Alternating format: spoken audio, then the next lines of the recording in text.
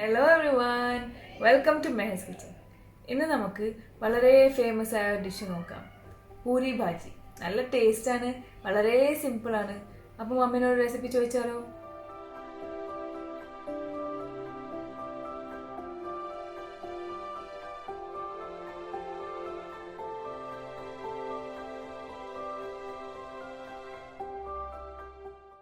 അപ്പോൾ നമുക്ക് ആദ്യം പൂരി ഉണ്ടാക്കാൻ ആവശ്യമുള്ള ഇൻഗ്രീഡിയൻസ് എന്തെല്ലാമാണെന്ന് നോക്കാം.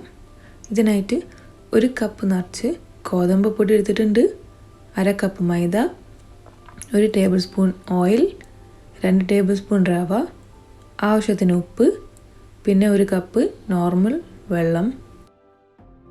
ഇനി വലിയൊരു ബോൾ എടുത്തിട്ട് അതിലേക്ക് നേരത്തെ പറഞ്ഞ ഇൻഗ്രീഡിയൻസ് എല്ലാം ഇട്ട് കൊടുക്കാം.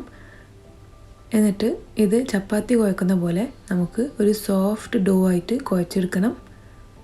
അധികം വെള്ളം ഒഴിക്കണ ആവശ്യമില്ല, ആവശ്യത്തിന് കുറച്ച് വെള്ളം ഇട്ട് കൊടുത്തിട്ട് കുഴച്ചെടുത്താൽ മതി. ഒരു സോഫ്റ്റ് ഡോ ആക്കി എടുക്കണം. അപ്പോൾ അതാ ഒരു 4-5 മിനിറ്റ് നന്നായിട്ട് കുഴച്ചെടുത്തിട്ടുണ്ട്. ഇത് നന്നായിട്ട് സോഫ്റ്റ് ആയിട്ടുണ്ട്, നല്ല സോഫ്റ്റ് ഡോ ആയിരിക്കണം, അധികം ഹാർഡൊന്നും ആവാൻ പാടില്ല. കണ്ടോ ഇങ്ങനെ ആയിരിക്കണം. ഇനി ഇത് ഒരു അരമണിക്കൂർ നമുക്ക് റെസ്റ്റ് ചെയ്യാൻ വെക്കാം. മൂടി വെച്ചിട്ട് അരമണിക്കൂർ റെസ്റ്റ് ചെയ്യാൻ വെക്കാം. അരമണിക്കൂറായിട്ടുണ്ട്. അരമണിക്കൂറിന് നന്നായിട്ട് റെസ്റ്റ് ആക്കി എടുത്തിട്ടുണ്ട്. ഇനി ഇതിന്ന് ചെറിയ ഉരുളകൾ മാറ്റി വെക്കാം. ഇങ്ങനെ എത്ര നമുക്ക് പൂരിൻ്റെ സൈസ് വേണ്ടത് അതിനനുസരിച്ചിട്ട് ഉരുളകൾ ഉരുട്ടിയെടുക്കാം. എന്നിട്ട് നമുക്ക് എങ്ങനെയാണിത് പരത്തേണ്ടത് നോക്കാം.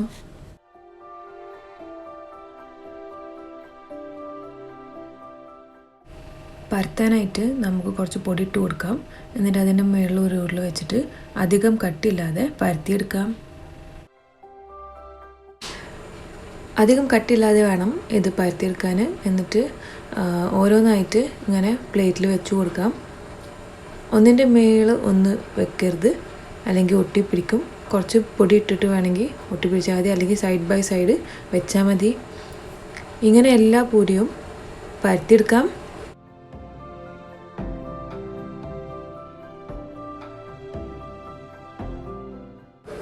അപ്പോൾ പൂരിയെല്ലാം പരത്തി കഴിഞ്ഞിട്ടുണ്ട്. ഇനി നമുക്കിത് ഫ്രൈ ചെയ്തെടുക്കാം. ഫ്രൈ ചെയ്യാനായിട്ട് ഒരു പാൻ എടുത്തിട്ട് അതിലേക്ക് ഡീപ്പ് ഫ്രൈ ചെയ്യാൻ ആവശ്യമുള്ള എണ്ണ ഒഴിച്ച് കൊടുക്കാം. എണ്ണ നന്നായിട്ട് ചൂടാവണം. നന്നായിട്ട് ചൂടായി കഴിഞ്ഞിട്ട് മാത്രം അതിലേക്ക് പൂരി ഇട്ട് കൊടുക്കണം, അല്ലെങ്കിൽ പൂരിയിൽ എണ്ണ പിടിക്കും. അപ്പോൾ എണ്ണ നല്ല തിളക്കണ ചൂടാവുമ്പോൾ അതിലേക്ക് പൂരി ഇട്ട് കൊടുക്കാം. കണ്ടോ, ഈ ഒരു ചൂട് വേണം. എന്നിട്ട് ഇങ്ങനെ മെല്ലെ സ്പൂൺ കൊണ്ട് പ്രസ് ചെയ്ത് കൊടുക്കാം. അയ്യവാ, പൂരി കണ്ടോ എന്ത് നന്നായിട്ടാണ് പൊങ്ങി വന്നത്. എന്നിട്ടൊന്ന് ഒന്ന് പൊങ്ങി വന്നാൽ ഒന്ന് മറിച്ചു കൊടുക്കാം. മറിച്ചിട്ടതിന് ശേഷം വേണമെങ്കിൽ സോഫ്റ്റാണ് ആവശ്യമെങ്കിൽ നിങ്ങൾക്ക് കുറച്ച് നേരം കഴിഞ്ഞാൽ കോരിയെടുക്കാം. ഞങ്ങൾക്ക് ക്രിസ്പിയാണ് ഇഷ്ടം. അപ്പോൾ അതുകൊണ്ട് ഒന്നിങ്ങനെ ഈ കളറിങ്ങനെ ബ്രൗൺ ആവണ വരെ, ഗോൾഡൻ കളർ ആവണ വരെ ഫ്രൈ ചെയ്തെടുക്കാറുണ്ട്. അപ്പോൾ അത് കഴിഞ്ഞാൽ ഇങ്ങനെ ആയിക്കഴിഞ്ഞാൽ നമുക്ക് കോരിയെടുക്കാം. അപ്പോൾ ഇതുപോലെ തന്നെ എല്ലാ പൂരിയും നമുക്ക് പൊരിച്ചെടുക്കാം ഓരോന്നായിട്ട്.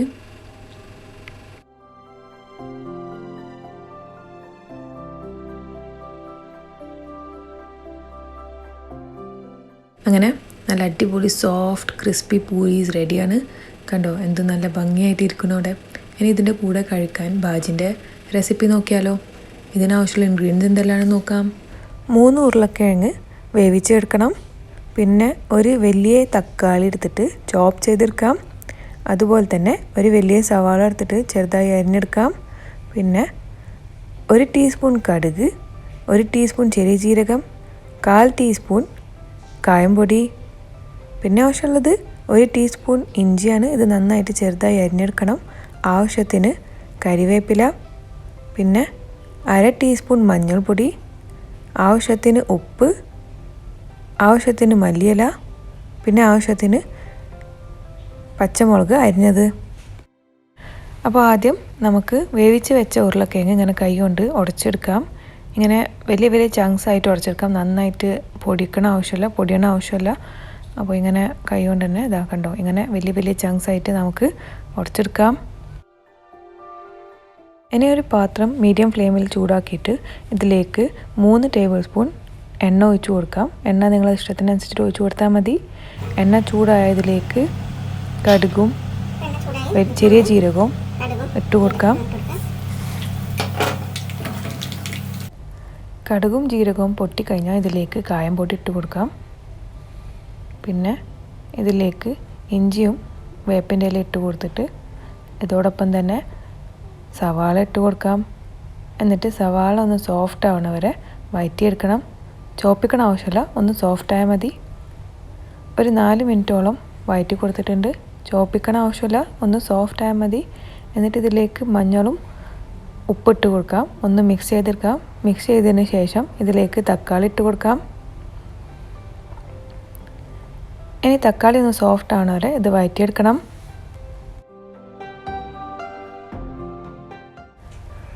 അപ്പോൾ ഇത് 2 മിനിറ്റോളം വഴറ്റിയെടുത്തിട്ടുണ്ട്. തക്കാളി സോഫ്റ്റ് ആയിട്ടുണ്ട്. ഇനി ഇതിലേക്ക് പച്ചമുളക് ചേർത്ത് കൊടുക്കാം.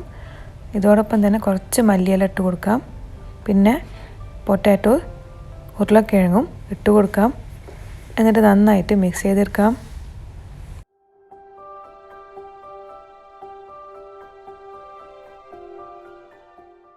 അപ്പോൾ ഇത് ഉരുളക്കിഴങ്ങും മസാലയും തക്കാളിയും ഉള്ളിയൊക്കെ നന്നായിട്ട് മിക്സ് ആയിട്ടുണ്ട്. ഇനി ഇതിലേക്ക് 1.5 കപ്പോളം വെള്ളം ഒഴിച്ച് കൊടുക്കുന്നുണ്ട്. 1.5 കപ്പ് വെള്ളം ഒഴിച്ച് കൊടുത്തതിന് ശേഷം ഒന്ന് നന്നായിട്ട് മിക്സ് ചെയ്തെടുക്കാം. മീഡിയം ഫ്ലെയിമിൽ വേണം ഇതെല്ലാം ചെയ്തെടുക്കാൻ. പിന്നെ ഇനി ഇത് മൂടി വെച്ചിട്ട് ഒരു 5 മിനിറ്റ് ചെറിയ തീയിൽ വേവിച്ചെടുക്കാം.